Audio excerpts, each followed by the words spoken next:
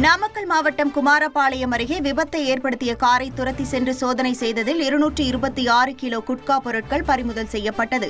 குணா என்பவர் தனது இருசக்கர வாகனத்தில் சென்றபோது சேலத்திலிருந்து கோவை நோக்கி வந்த கார் குணாவின் வாகனத்தில் மோதிவிட்டு நிற்காமல் சென்றது. இந்த விபத்தை பார்த்த கண்ணன் என்ற இளைஞர் விபத்தை ஏற்படுத்திய காரை பொதுமக்கள் உதவியுடன் துரத்தி சென்று மடக்கினார். காரை சோதனை செய்ததில் தடை செய்யப்பட்ட 226 கிலோ குட்கா பொருட்கள் இருந்தது கண்டறியப்பட்டது. தொடர்ந்து காரை பறிமுதல் செய்த போலீசார் காரை ஓட்டி வந்த ஹர்ஷன் குமார் என்பவரை கைது செய்து விசாரணை மேற்கொண்டனர்.